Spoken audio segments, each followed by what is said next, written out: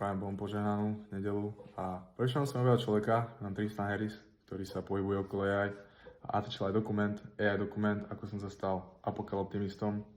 A jeho názor na budúcnosť AI je ten, že väčšina zamestnaní bude proste nahradená AI alebo robotmi od či už čašničiek, predávačiek, taxikárov, doktorov, psychológov, policajtov, dokonca aj politikov. Víš, že bude nejaký Skynet, nejaký Ultron, ktorý si postaví svojich robotov.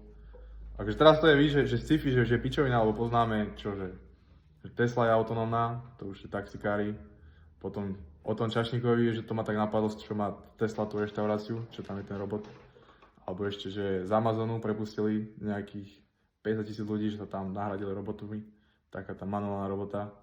Zatiaľ vieš, až tak robotov ešte nemáme v tejto realite. Nejak víš, že poznáme.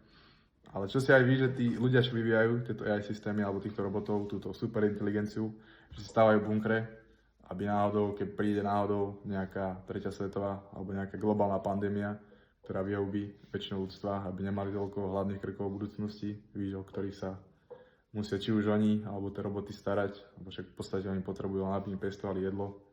Potom víš, že Musk stavia tie rakety, aby šli objavať vesmír, že nás väčšinu ľudí až tak nepotrebujú, ktorí akože dúfam, že mi len jebe, že nič takto sa nestane, že budeme s nimi nejak spolu nažívať. Napíš mi dokumentu tvoj názor, čo si myslíš na budúcnosť AI, že ako to dopadne, že čo si myslíš, že sa stane, alebo ako...